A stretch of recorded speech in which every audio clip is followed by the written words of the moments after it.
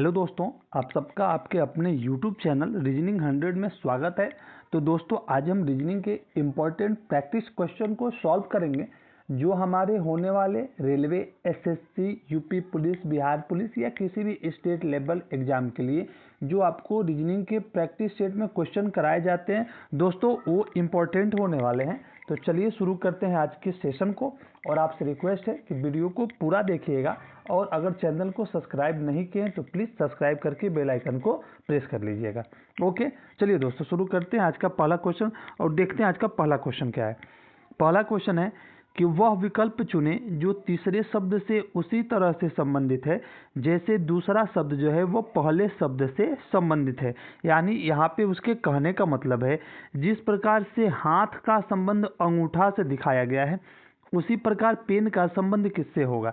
अच्छा, एक बात समझो दोस्तों, हाथ जो है, हाथ का ही पार्ट तो अंगूठा है, हाथ का ही हमारा पार्ट तो अंगूठा होता है ना। हाथ का जिस तरह से पार्ट अंगूठा होता है उसी प्रकार पेन का हिस्सा क्या होगा। जिस प्रकार से हाथ का पार्ट अंगूठा होगा उसी प्रकार से पेन का हिस्सा की अगर बात करो तो पेन का हिस्सा क्या हो जाएगा। देखो, पेन का हिस्सा क्या उंगली होगी क्या? ना जी, पेन का हिस्सा उंगली तो नहीं होगा, ये नहीं होगा। पेन का हिस्सा होल्डर भी नहीं होगा, पेन का हिस्सा कागज भी नहीं होगा। तो पेन का हिस्सा निब हो जाएगा। यानी पेन के पार्ट की बात करें तो पेन में निब जो है उसका एक पार्ट होता है, यानी option number D is the right answer. Okay, ठीक है। चलिए अगला क्वेश्चन देखते हैं। नेक्स्ट क्वेश्चन है हमारा कि कह रहा है कि एक विशिष्ट भाषा में AC को 13 लिखा जाता है। क्या लिखा जाता है? AC को 13 लिखा जाता है और FG को 67 लिखा जाता है। तो उसी भाषा में HI को क्या लिखा जाएगा? अच्छा, एक चीज़ आप यहाँ पे समझ लो, जैसे दे रहा है आपको AC, तो AC बराबर 13 कैसे आया? इसके कोड को पहले समझिए।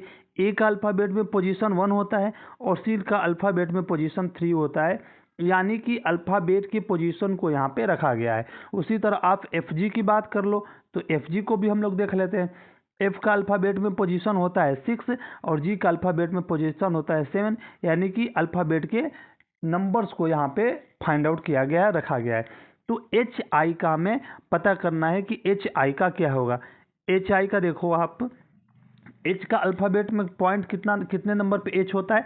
तो अल्फ़ाबेट में H 8 नंबर पे आता है और I की बात कर लो तो I 9 नंबर पे आता है, यानी कि 89 हमारा यहाँ से HI का कोड हो जाएगा। और ऑप्शन की अगर दोस्तों बात कर ले तो option number A is the correct answer, 89 is the right answer. Okay, ठीक है। चलिए अगला और नेक्स्ट क्वेश्चन देखते हैं।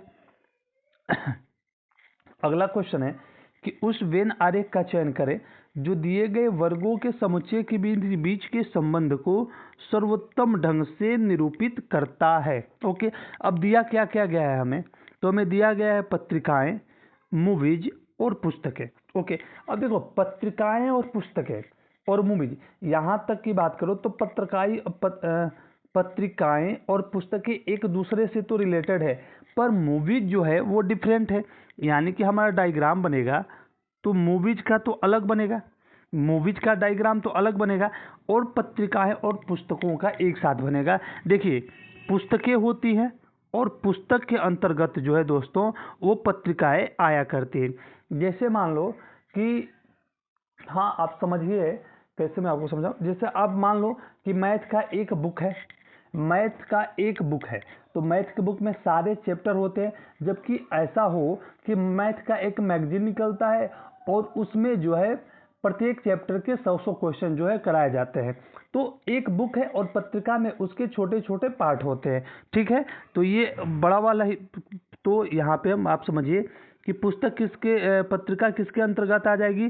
तो पत्रिका जो है वो पुस्तक के अंतर्गत आ जाएगी।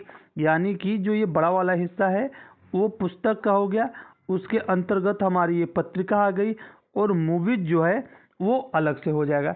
यानी कि ऐसे डायग्राम जहाँ पे भी आपको ऑप्शन में दिखे वो हमारा करेक्ट होगा। ऑप्शन नंबर ए दोस्तों यहाँ से बिल्कुल करेक्ट है।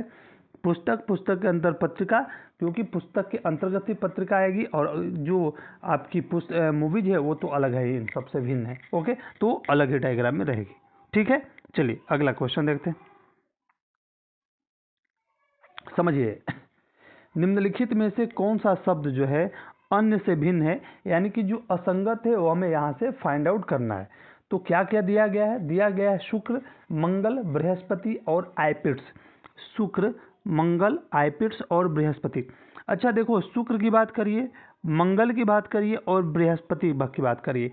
तो शुक्र, मंगल और बृहस्पति तीनों जो है ये एक ग्रह है ना जी। शुक्र, मंगल और बृहस्पति ये तीनों जो है एक ग्रह है। जबकि अगर हम बात कर ले आइपिट्स की, तो आइपिट्स जो है एक उपग्रह है। क्या है? आइपिट्स जो है दोस्तों एक उपग्रह है। ओके, तो इन तीनों में भिन्न कौन हो गया? तो तीनों में भिन्न की बात करें तो आइपिट्स जो है एक उपग्रह है, इसलिए वो ग्रहों की श्रेणी से अलग हो गया और वो असंगत हो गया ग्रहों से। ठीक है, option number C is the right answer. ठीक है, चलिए नेक्स्ट क्वेश्चन देखते हैं। नेक्स्ट क्वेश्चन है हमारा नंबर सीरीज का, आइए सॉल्व करते हैं। कह रहा है दोस्तों कि 7 है, 20 है, 37 है, 56 है, 79 है और कितना है 108 और हमें फाइंड आउट करना है। अच्छा, 7 से 20 कैसे बना सकते हो आप? यहाँ पे आप देखो 7 से 20 कैसे बनेगा। 7 से 20 बनाने के लिए हमें 13 ऐड करना पड़ेगा, यानी कि +13 होगा। ओके जी। 20 से 37 जब आप बनाओगे तो 20 से 37 बनाने के लिए हमें 17 यहाँ पे ऐड करना होगा 20 से 37 बनाने के लिए 17। उसी प्रकार अगर हम 37 से 56 बनाते हैं तो 37 से 56 बनाने के लिए हमें कितना ऐड करना पड़ेगा? हाँ, 37 से 56 बनाने के लिए हमें 19 को ऐड करना होगा यहाँ पे। 56 से 79 को बनाने के लिए हमें कितना ऐड करना होगा? 23। और उसी प्रकार से 79 से 108 को बनाने के लिए हमें 29 को यहाँ पे ऐड करना होगा। ओके, यानी कि देखो आप क्या संख्याएं मिल रही हैं हमें? 13, 17, 19 +23 और आपकी यहाँ पे कौन सी है? +29। संख्याओं को देखकर आप समझिए कि 13, 17, 19, 23 और 29 जो है वो क्रमागत अभाज्य संख्या है। क्या है? तो ये सारी जो है वो क्रमागत अभाज्य संख्या की श्रेणी में आ जाएंगी। तो जब क्रमागत अभाज्य संख्याएं हैं तो नेक्स्ट आपका क्या हो जाएगा? तो नेक्स्ट आप देख लो 29 के बाद नेक्स्ट अभाज्य संख्या क्या होगी? तो 29 के बाद हो जाएगी 31, 31 और इसी 31 को 108 में जब हम ऐड करते हैं तो हमारा कितना हो जाएगा? हो जाएगा दोस्तों 139। कितना हो जाएगा? 139। यहाँ से हमारा आंसर हो गया, प्रश्नवाचक चिन्ह के स्थान पे 139 आएगा। ऑप्शन की अगर बात कर ले तो option number A is the right answer. Okay, ठीक है, चलिए अगला क्वेश्चन देखिए। अगला क्वेश्चन दिया हुआ है आपको 9, 5 है। अच्छा, यहाँ पे एक चीज समझिए, 9 है, 5 है एंड 3 है। इसका यूज करके 135 बनाया है। 5, 7 एंड 4 का यूज करके 140 बनाया है। अब हमें कोड समझना है कि ये कैसे हुआ है। अच्छा देखो, संख्याएं जो है छोटी छोटी दी हुई है हमें 9, 5 और 3, और जो उसका रिजल्ट है ना एक बड़ा सा है।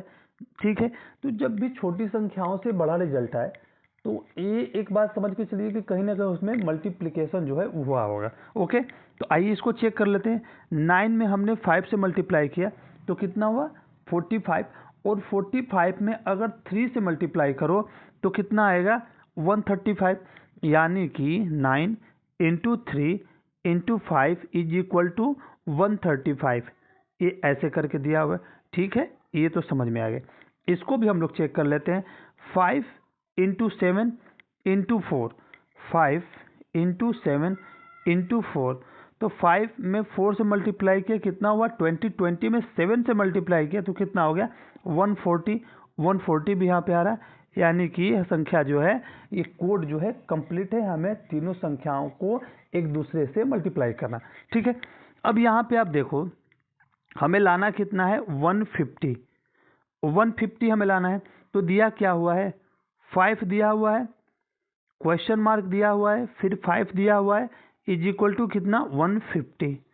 तो जब 5 में 5 से मल्टीप्लाई हम करेंगे तो कितना हो जाएगा? 5 में 5 से मल्टीप्लाई किया हमने तो 25, और अभी तो 25 आया। 5 में 5 से मल्टीप्लाई किया तो 25, और क्वेश्चन मार्क के स्थान पे क्या चाहिए कि 150 आ जाए। तो 25 में अगर हम 6 से मल्टीप्लाई कर देते हैं तो 25 छके होता है 150, यानी कि यहाँ पे क्वेश्चन मार्क के स्थान पे क्या आ जाएगा? 6 आ जाएगा। देख लो आप, 6 5 30, 30 5 से 150 यानी कि 150। ऑप्शन की बात कर ले तो option number A is the right answer. ठीक है, ओके। चलिए नेक्स्ट क्वेश्चन देखते हैं। नेक्स्ट क्वेश्चन है कि रीवा पूर्व की ओर, कहाँ, रीवा जो है वो पूर्व की ओर 40 मीटर दौड़कर एक स्टेडियम में पहुंचती है।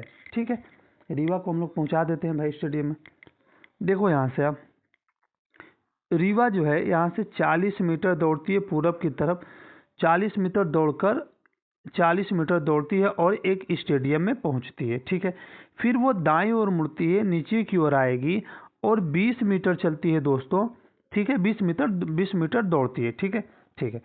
फिर वो अपने दाएं ओर मुड़ती है और कितना चलती है, फिर वो अपने दाईं ओर मुड़ती है और 18 मीटर दौड़कर संगीत स्टोर पे पहुंचती है।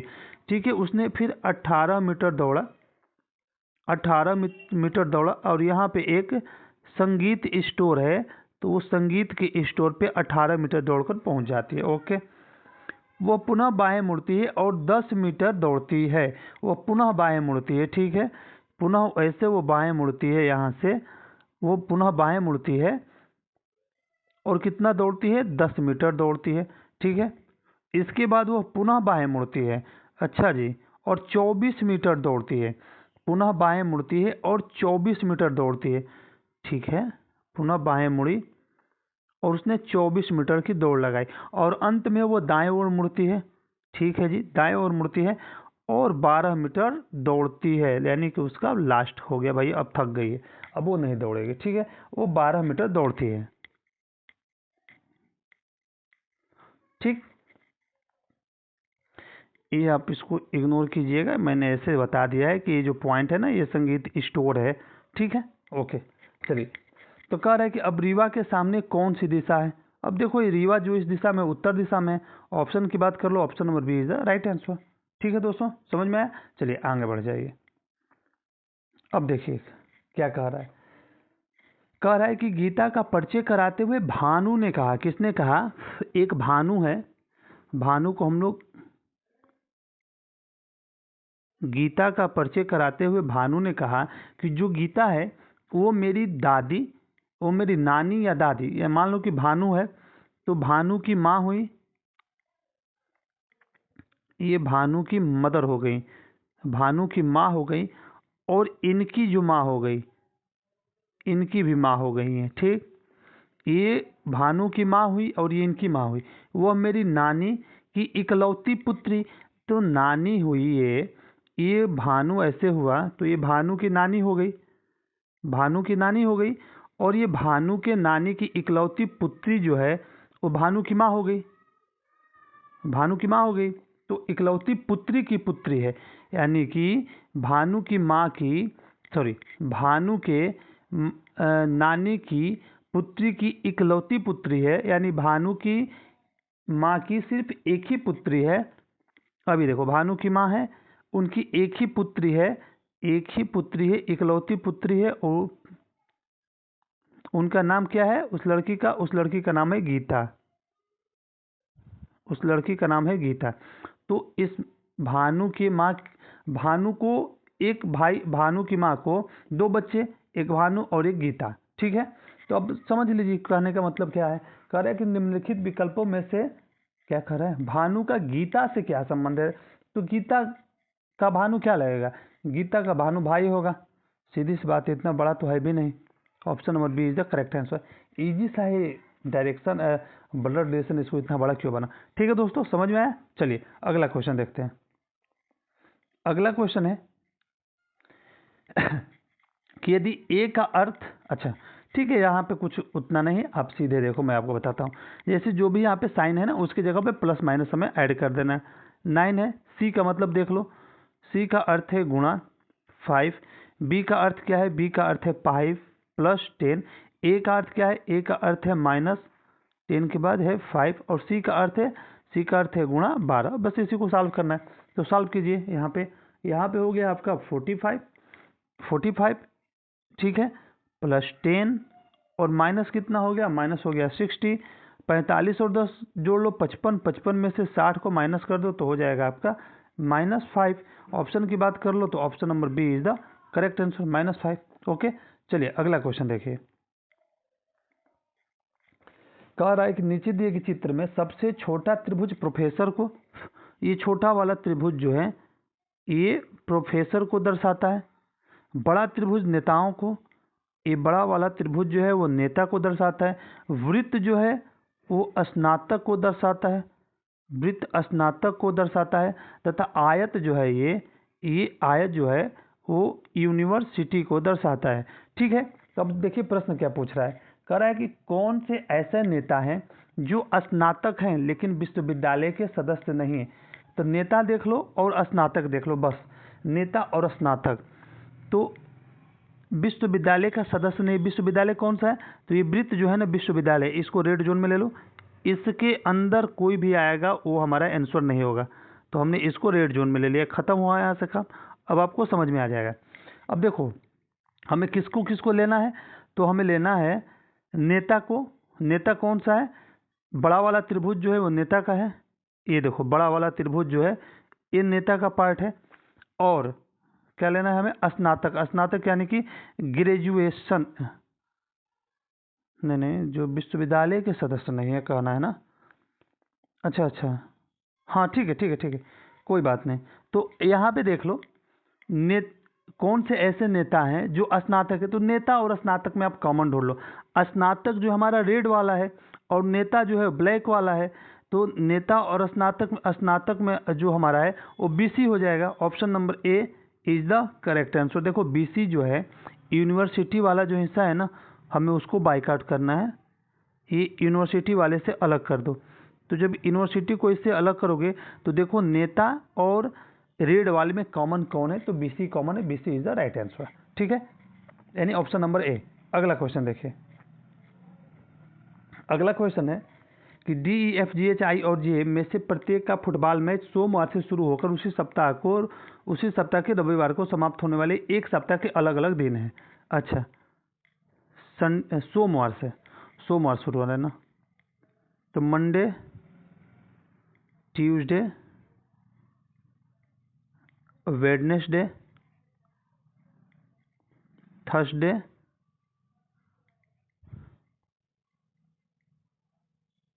Friday, Saturday and last Sunday. Monday, Tuesday, Wednesday, Thursday, Friday and Saturday Sunday का है। ठीक, अब देखो हमसे पूछ क्या रहा है, अब हमें सॉल्व करना है। कह रहा है ई का जो मैच है आई के मैच के ठीक बाद है, आई के मैच के ठीक बाद जो है वो ई का मैच है। हमने नोट कर लिया कि आई के मैच के बाद ठीक मैच के बाद ई का मैच है। जी का मैच जो है वो एच के मैच के बाद है। जी का मैच कब है, तो एच के मैच के बाद जो है वो जी का मैच है जी। अच्छा ठीक है, ये भी हो गया, ये भी हो गया। करे कि जे का मैच ई के मैच के ठीक बाद है। अच्छा, ई के मैच के बाद है जे का मैच, यानी IEG एक ऐसे क्रम में रखा जाएगा, तीन तो एक के बाद एक होंगे। ठीक है, लेकिन देखिए करे कि जे का मैच ई के मैच के बाद है लेकिन रविवार को नहीं है, यानी कि जे का मैच जो है वो संडे के दिन नहीं होगा। ओके ओके ओके, डी का मैच जो है वो बुधवार को है। चलिए हमने पूरा हो गया कि डी का मैच जो है वो बुधवार को है, यानी कि वेडनेसडे को है। डी का मैच यहाँ पे वेडनेसडे को है, ये हो गया। अब देखो IEG को एक दूसरे के ऊपर रखना है, तीनों एक साथ आएंगे IEG।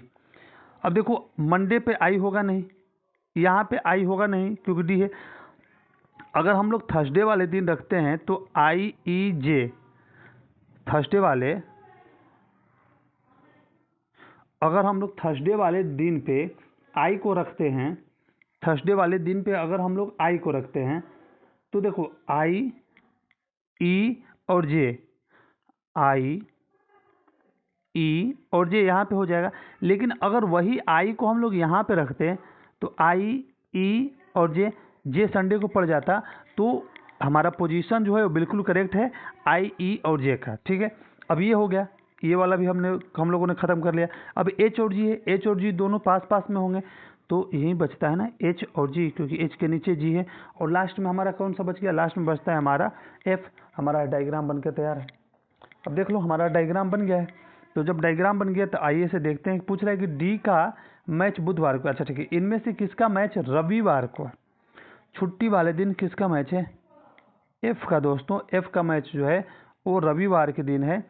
Option number A, option number A is the right answer. रविवार के दिन F का मैच है।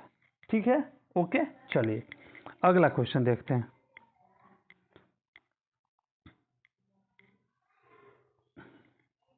अगला क्वेश्चन सिलॉक्स का क्वेश्चन है कि सभी लड़के लड़कियां हैं, सभी नर्तक लड़के हैं और कोई भी लड़की गायक नहीं है। अच्छा ठीक है, सभी नर्तक, जितने भी नर्तक हैं, देखो सभी नर्तक जो हैं वो क्या हैं? बॉयज हैं जी, सभी नर्तक बॉयज हैं। और सभी बॉयज जो हैं वो क्या हैं? गर्ल्स हैं, गर्ल्स हैं, ओके। और कोई भी लड़की, कोई भी गर्ल जो है वो क्या नहीं है? वो गायक नहीं है, यानी कि सिंगर नहीं है। कोई भी लड़की जो है वो सिंगर नहीं। चलिए हमारा डायग्राम बन के तैयार हो गया। अब हम इसको सॉल्व कर लेते हैं। देखिए कह क्या रहा है कि कुछ गायक, कुछ लड़के जो है गायक है, कुछ लड़के जो हैं वो गायक हैं। कुछ लड़के गायक हैं, कैसे संभव है भाई? संभव ही नहीं होगा कि कुछ लड़के गायक हो जाएंगे, क्योंकि कुछ लड़के का गायक से क्या संबंध है? कोई संबंध नहीं, गलत है। कोई भी गायक नर्तक नहीं है। कोई भी गायक जो है वो नर्तक नहीं। सही है, गायक का नर्तक से कोई संबंध ही नहीं। ऑप्शन नंबर 2 सही है। बात कर लो आप, तो option number D is the right answer. केवल ऑप्शन नंबर डी, केवल दूसरा कथन जो है निष्कर्ष जो हमारा वो फॉलो कर रहा है। अगला देखिए, कथन और निष्कर्ष का क्वेश्चन हम लोग इसे सॉल्व करते हैं। कथन है कि कॉलेज के लिए निकलने से पहले सीता अपनी माँ से खाना बनाना सीख रही है। सीता को कॉलेज में पढ़ने जाना है, तो कॉलेज जाने से पहले वो खाना बनाना अपनी माँ से सीख रही है, कथन है। अब निष्कर्ष देखिए, पहला दिया हुआ है कि सीता खाना बनाना नहीं जानती थी। भाई खाना जब बनाना नहीं जानती थी तभी तो अपनी माँ से सीख रही है ना। एक निष्कर्ष सही है। दूसरा हम लोग चेक कर लेते हैं। दूसरा क्या कर रहा है कि सीता कॉलेज के लिए निकलने से पहले अपने दोस्तों को पार्टी देना चाहती। नहीं नहीं भाई, खाना सीखकर कौन पार्टी देने की जरूरत करेगा? ये गलत है। तो कौन सा सही है? सिर्फ निष्कर्ष एक सही है। ऑप्शन की बात कर लें तो option number A is the right answer. केवल निष्कर्ष एक पालन करता है। नेक्स्ट देखिए, नेक्स्ट है हमारा कथन कह रहा है कि सड़क पर गलत साइड में वाहन चलाने से दुर्घटनाएं होती है। ठीक है, इन कथन है कि सड़क पर अगर हम गलत साइड में वाहन चलाते हैं तो दुर्घटना होती है। ओके, अब देखिए पहला धारणा क्या है कि धीमी गति से वाहन चलाने से दुर्घटनाओं से बचा जा सकता है। सही बात है भाई, एकदम बिल्कुल करेक्ट है। दूसरा क्या कह रहा है? दूसरा अगर धारणा देखें, कह रहा है कि यातायात नियमों का पालन करने से सड़कें दुर्घटना मुक्त रहेंगी। ये भी सही यहाँ से, यानी कि ये भी सही, यानी कि कथन के अनुसार दोनों धारणाएं सही है। कुछ में दिया गया है तो ऑप्शन नंबर डी जो है, सॉरी ऑप्शन नंबर डी कहाँ से होगा? दोनों धारणाएं सही है ना, तो option number B is the right answer. 1 और 2 दोनों धारणाएं इसमें निहित है। ठीक है, ओके। अगला क्वेश्चन देखिए। अगला क्वेश्चन है दोस्तों कि P Q R S T और यू नामक 6 लड़के एक सीधी पंक्ति में बैठी हैं और सभी का मुख जो है वो उत्तर की ओर है। ठीक है, 6 लड़कियां हैं, 1 2 3 4 5 एंड 6। सभी का मुंह जो है उत्तर दिशा की ओर है। आर के बाईं ओर तीसरे स्थान पर बैठी है कौन? देखो आर है, तो आर के बाईं ओर तीसरे स्थान पर कौन बैठा है? यू बैठा है। ओके जी, एक हमारा स्टेटमेंट मिल गया यहाँ से। कह रहा है कि क्यू के बाईं ओर तीसरे स्थान पर कौन बैठा है? एस। तो क्यू के दाईं ओर, क्यू के दाएं तीसरे स्थान पर कौन बैठा है? तो एस बैठा है। ठीक है, ये भी हो गया कि एस कहाँ बैठा है? क्यू के दाईं ओर तीसरे स्थान बैठा है। कह रहा है कि यू जो है वो क्यू के बाईं ओर दूसरे स्थान पे। यू कहाँ बैठा है? सॉरी, क्यू के कुछ गलती किए हैं क्या? रुक जाइए, एक मिनट। आर के बाईं ओर तीसरे स्थान पर, आर के बाईं ओर तीसरे स्थान पे यू बैठा है। ठीक है, क्यू के दाईं ओर तीसरे स्थान पर बैठा है एस, और Q के बाईं ओर, ठीक है, Q के अगर बाईं ओर की बात करें तो Q के बाईं ओर दूसरे स्थान पर बैठा है कौन, U। Q के बाईं ओर दूसरे स्थान पे U बैठा है, ऐसे ऐसे ऐसे, ठीक है, दूसरे स्थान पे। अब देखो Q के दाएं तीसरा है S और U के दाएं, Q के दाएं दूसरा है U, ठीक है। U के ठीक बगल में नहीं बैठा है T। अब U यहाँ पे अगर ऐसे है तो U के इधर और इधर T नहीं बैठेगा, ये भी स्टेटमेंट में दिया हुआ है। अब बस हमें ये सॉल्व करिए, उसके बाद पूछा है कि P का स्थान कौन सा है पंक्ति में। अब देखो यहाँ पे Q के दाएं तीसरा है S और Q के बाएं दूसरा है U। तो अगर यहाँ पे हम Q लेंगे तो होगा नहीं, अगर Q को हम यहाँ पे पोजीशन करते हैं तो Q के दाहिने तीसरा 1 2 3 R हो सकता है जी, और Q के बाएं दूसरा 1 2 S हो सकता है, बिल्कुल हो सकता है। नहीं, क्या कर दिया मैंने, Q के बाएं तीसरा S है, हाँ, और Q के दाएं तीसरा S है और Q के बाएं दूसरा U है। ओके ओके ओके, ठीक है, ये वाला स्टेटमेंट हम लोगों ने कर लिया।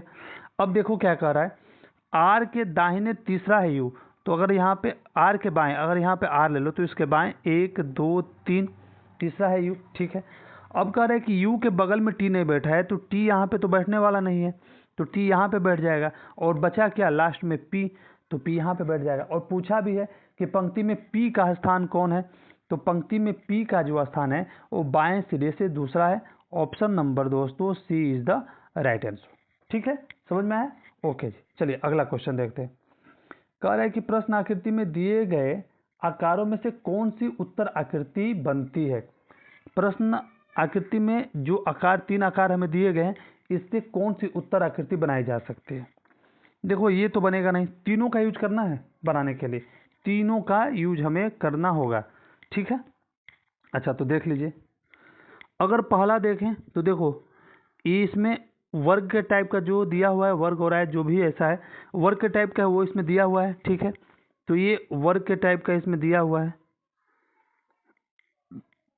वर्ग के टाइप का तो दिया हुआ है, ठीक है। एक मिनट रुकिए, नीचे से देखिए ना, यहाँ पे देखो ये वर्ग वाला है हिस्सा, ये यहाँ पे मिल गया। अब देखो त्रिभुज वाले हिस्से की बात आप करो तो देखो त्रिभुज वाला हिस्सा भी है, यहाँ से ऐसे देखो ये त्रिभुज वाला हिस्सा भी है, रेड वाला हिस्सा भी है, और देखो ये समकोण वाला जैसा हिस्सा भी है यहाँ पे, ये देखो ये समकोण वाले हिस्से भी है। यानी कि तीनों जो है वो ऑप्शन नंबर ए, उत्तर आकृति संख्या, अरे यार आकृति नंबर, आकृति जो ए में दी हुई है वो जो है वो प्रश्न आकृति का यूज करके बनाई जा सकती है, ए वाली। ऑप्शन की बात करें, option number C is the right answer, ठीक है। अगला क्वेश्चन देखिए, कह रहा है कि निम्नलिखित आकृति में त्रिभुजों की कुल संख्या ज्ञात करना है हमें। आकृति में त्रिभुजों की संख्या ज्ञात करनी है, तो देखिए मैं आपको फिर से बता दूं, जब भी ऐसे डायग्राम हो तो इसमें देखिए कितने त्रिभुज है, 1 2 3 4, 4 हैं, तो 4 को 2 से मल्टीप्लाई कर दो तो हो जाएगा 8। तो यहाँ पे देखो एक तो ये बड़े वाले में है 4, ये जो बाहर वाला है इसमें 4 है ना, ये वाले में देखो 4 है, एक तो इसमें 4 है, और दूसरा अगर आप देखो तो इसमें भी 4 मिल जाएगा। कैसे, मैं समझा देता हूँ, देखो छोटे वाले में 1 2 3 4, उसी तरह बड़े वाले में 1 2 3 4, ठीक है। तो 4 और 4 8, टोटल हो गए 8, पहले ऊपर वाले से 4 नीचे वाले से 4, यानी टोटल हुए 8, 2 से मल्टीप्लाई कर दो हो जाएगा 16, 16 हो जाएगा। Option number C is the right answer, okay. अगला क्वेश्चन देखिए, अगला क्वेश्चन है, क्वेश्चन क्या है, बस यही है कि इस जो प्रश्न आकृति दी हुई है इसका क्या निकालना है, इसका, हाँ, जल प्रतिबिंब क्या होगा। तो प्रश्न आकृति का जल प्रतिबिंब निकालो, उल्टा कर दो आप, तो उल्टा करोगे तो जो ऐसे है वो ऐसे हो जाएगा, और जो घंटी ऊपर है वो घंटी नीचे लगा दो। ऑप्शन देखो उत्तर आकृति ए सही है, ऑप्शन की बात करें तो ऑप्शन नंबर भी ए सही है, ठीक है। ओके जी, चलिए अगला क्वेश्चन देखिए, लास्ट क्वेश्चन है आपका। कह रहा है कि एक ही पासे की दो अलग अलग स्थितियां चित्र में दर्शाई गई हैं, उस संख्या का चयन करें जो संख्या 5 के विपरीत फलक पर मौजूद है। 5 के विपरीत हमें निकालना है, तो पहले दोनों में कॉमन देखिए, कॉमन 3 है, ओके जी, ठीक है। दोनों में कॉमन क्या है, दोनों में कॉमन जो है वो 3 है।